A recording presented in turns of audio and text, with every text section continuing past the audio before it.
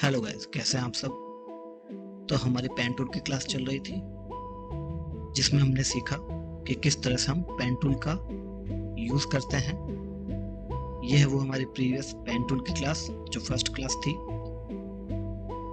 इसे आप वॉच करें क्योंकि अभी जो क्लास आने वाली है वो पेन टूल से रिलेटेड ही है और पेन टूल के कुछ ऑप्शंस थे वो हम इस क्लास में कवर करेंगे। तो आप पिछली क्लास को देखें ताकि आप इजीली समझ पाएं कि किस तरह से हम पेन टूल का यूज़ करते हैं। आइए चलते हैं हमारी क्लास की ओर। तो मैं हूं जारविस, चलते हैं क्रिएटिव कैनवास की ओर।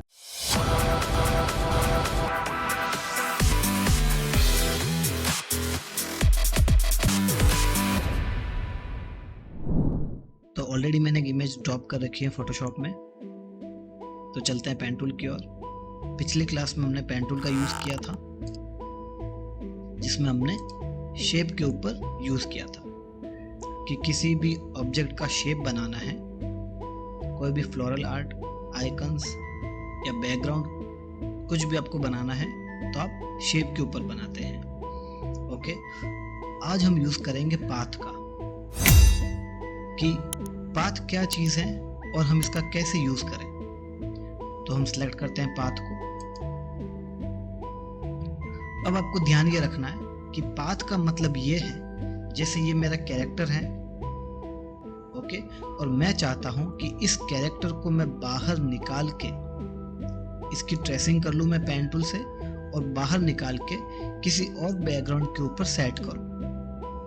ओके, नॉर्मली ये रहता है हमारे साथ भी कि हमारी कोई इमेज है, कोई फोटो है मेरी और मुझे मेरे उस कैरेक्टर को मुझे अपने आप को वहां से बाहर निकालना है और किसी और बैकग्राउंड के ऊपर सेट करना है। और वो बैकग्राउंड अगर आप प्रीमियर यूज कर रहे हो वीडियो एडिटिंग तो वहां पे भी वो अपना आप फोटो सेट कर सकते हो किसी और बैकग्राउंड के साथ में। और नॉर्मली अगर आप कोई बैनर या पोस्टर कुछ आप बना रहे हो उसके साथ भी अपने वो फोटो एडजस्ट कर सकते हो और बैकग्राउंड कुछ और रख सकते हो।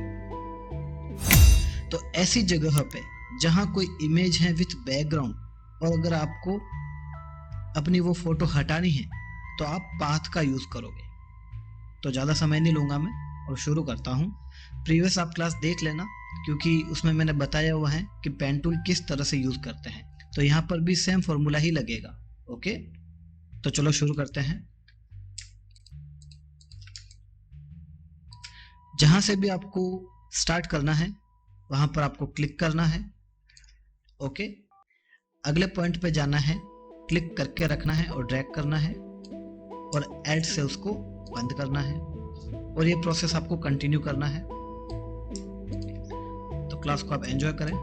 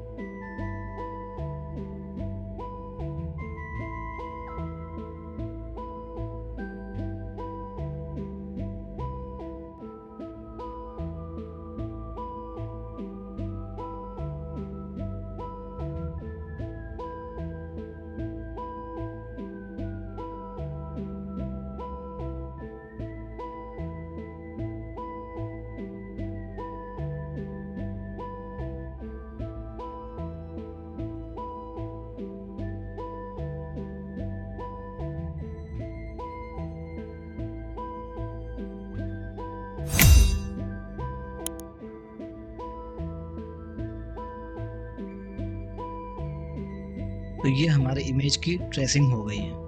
अब इसके बाद आपको क्या करना है, कीबोर्ड में से कंट्रोल और एंटर साथ में प्रेस करना है। साथ में इन द सेंस कि कंट्रोल को पहले दबा के रखना है और एंटर को हिट कर देना, आपको एंटर को प्रेस कर देना है। तो जो हमने पाथ बनाया था वो पाथ हमारा सिलेक्शन में बदल जाएगा, ये आप देख सकते हैं। ओके, अब आपको क्या करना है, यहाँ पे मुझे इस कैरेक्टर को बाहर निकालना है।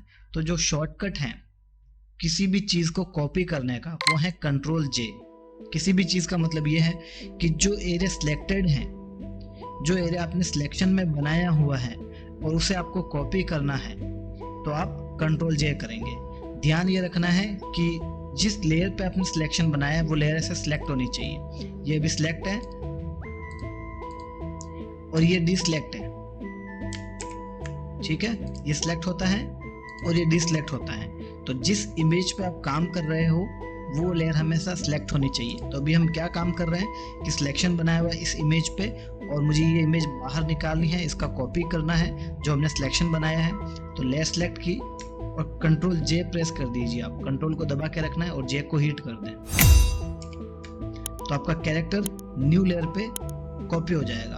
अब मुझे चेक करना है तो मैं नीचे वाले लेयर को ऑफ करूंगा, तो ये देखिए हमारा कैरेक्टर कॉपी हो गया न्यू लेयर पे, इसके बैकग्राउंड रिमूव हो गई। लेकिन एक प्रॉब्लम आ रही है कि यहाँ पे जैसे कि ये रेड एरिया नज़र आ रहा है और यहाँ पे कुछ कुछ जगह पे रेड एरिया नज़र आ रहा है, तो इसे क्या करेंगे और इसे कैसे हटाएंगे वो देख लेते हैं। तो अब देखिए ये जो रेड एरिया है ना, इस लेयर पे है। तो अभी हम जो सिलेक्शन बनाएंगे वो इस लेयर को सिलेक्ट करके बनाएंगे, ध्यान रखना। अब इसको सिलेक्ट आपको नहीं करना है। अब हम काम इस पे कर रहे हैं तो ये लेयर सिलेक्ट होगी। तो चलते हैं पेन टूल की ओर और जो भी आपके एरियाज रह गए हैं उन्हें अगेन आपको सिलेक्ट करना है, क्योंकि यहाँ पे रेड नहीं होगा। इमेज के हिसाब से अगर हम सोचें तो ये भी ट्रांसपेरेंट होना चाहिए ताकि पीछे वाला जो भी बैकग्राउंड है वो यहाँ पे नजर आए।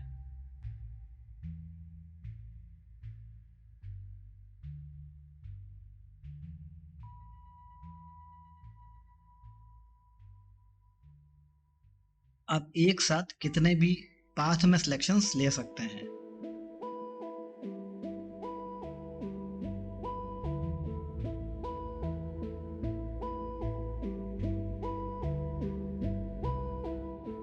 ओके गाइस, तो हमारे ये सिलेक्शंस हो गए हैं जो हमने पाथ में लिए हैं। अब इन पाथ वाले सिलेक्शंस को हम कन्वर्ट करेंगे नॉर्मल सिलेक्शंस के अंदर। तो कैसे करते हैं वो, कंट्रोल को दबा के रखना है, एंटर को प्रेस करना है, तो आपका सिलेक्शन आ जाएगा। अब ये चीज़ हमें नहीं चाहिए तो ऑब्वियसली हम इसे डिलीट करेंगे। तो कीबोर्ड पे से डिलीट कर दें। ध्यान ये रखना है कि लेयर सेलेक्ट होनी चाहिए, तो ऑलरेडी वो सिलेक्टेड है। तो जैसे ही मैंने डिलीट किया वो ऑब्जेक्ट वहां से रिमूव हो गया। ओके, देन अब हम कंट्रोल डी से सिलेक्शन को हटा देंगे। तो ये है हमारी इमेज और ये है विथ बैकग्राउंड और ये विदाउट बैकग्राउंड। अब इस विदाउट बैकग्राउंड वाली इमेज को पीएनजी बोलते हैं। अब मैं चाहता हूं कि ये इमेज मैं कहीं पे भी ड्रॉप करूं किसी भी बैकग्राउंड के ऊपर, तो ये बैकग्राउंड साथ में ना आए जो ये रेड वाला है। ओके, तो ऐसा कैसे पॉसिबल हो कि जब भी मैं डालूं बार बार वो एडजस्ट हो जाए। तो उसके लिए क्या करना है, आपको इस इमेज को पीएनजी फॉर्मेट में सेव करना है। यह भी विदाउट बैकग्राउंड है और हम बार बार इसकी ट्रेसिंग नहीं कर सकते कि अंदर फोटोशॉप में डालूं, वापस कटिंग करूं और वापस कंट्रोल जे करूं, ये सब कुछ करूं, देन अपनी डिज़ाइन बनाऊं या किसी भी बैकग्राउंड के साथ ये रखूं। हम ये बार बार नहीं कर सकते। तो उसके लिए हम क्या करते हैं, एक बार आपको ये मेहनत करनी पड़ेगी। उसके बाद जैसे ही सारे बैकग्राउंड्स आप रिमूव कर दो, अब आपको क्या करना है, फाइल में जाना है, एक्सपोर्ट में जाना है, एक्सपोर्ट एज करना है। यहाँ पे फॉर्मेट में अगर जेपीजी या जिफ हो तो वहाँ पे आपको पीएनजी फॉर्मेट सेलेक्ट करना है। इसके बाद में यहाँ पे आप स्केलिंग भी सेट कर सकते हो कि कितना % एक्स्ट्रा ये स्केल हो। जैसे कि अभी इसकी जो साइज है वो 750 और 965 है। अगर मैं इसको 100% और एक्स्ट्रा बढ़ाता हूँ 125 या 150, तो थोड़ा सा 50% और एक्स्ट्रा बड़ा सेव होगा। पर अभी हमें ये करना नहीं, क्योंकि इमेज की जो स्केलिंग साइज है वो 100% है ना। 100% से ज़्यादा कोई चीज़ बड़ी होती है तो फट जाती है, तो हमें नहीं करना है।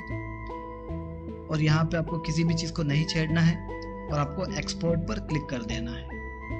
ये आपको लोकेशन पूछेगा कि कहाँ पे आपको सेव करनी है, तो मैंने ये नाम दे दिया ऑथर, क्योंकि ये गेम का कैरेक्टर है, डेस्कटॉप पे सेव कर रहा हूँ मैं, और मैंने सेव कर दिया। अब अगर मैं चेक करूँ तो हमारे डेस्कटॉप पे वो फाइल सेव थी। डेस्कटॉप पे मैंने क्लिक किया और हम अपना कैरेक्टर ढूंढेंगे, तो ये रहा वो कैरेक्टर हमारा। ओके, अब जैसे कि मैं चाहता हूँ कि इस कैरेक्टर को मैं किसी दूसरे बैकग्राउंड पे सेट करूं, तो वो हम अभी देखेंगे। मैं एक पेज क्रिएट करता हूं,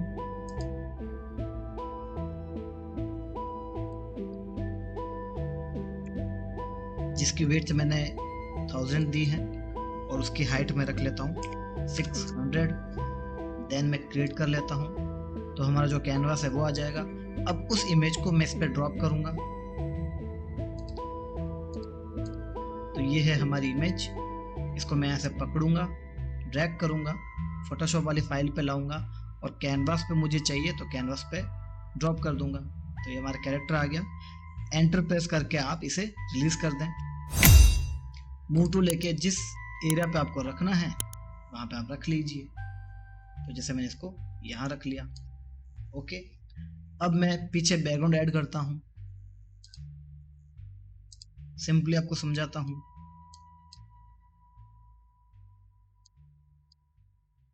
आगे हमारी इस तरह की क्लासेस आएगी कि किस तरह से हम कोई डिज़ाइन क्रिएट करते हैं, और किसी भी तरह की डिज़ाइन हो हम सब कुछ फोटोशॉप में बना सकते हैं। मेरे पास इस गेम का लोगो है, लोगो को पकड़ूंगा और यहाँ पे ड्रॉप कर दूंगा। शिफ्ट और एल से छोटा करेंगे, चाहे बड़ा भी हो कोई दिक्कत नहीं है। अगर इतना बड़ा है, अब हमारा कैरेक्टर छुप रहा है, तो मैं कैरेक्टर की लेयर को पकड़ के ऊपर छोड़ दूंगा। तो ऐसे भी हम एडजस्ट कर सकते हैं। इसको मैं सेंटर में भी रख सकता हूँ, राइट। और चाहे यही बैकग्राउंड नहीं, हम किसी भी बैकग्राउंड में इस इमेज को सेट कर सकते हैं।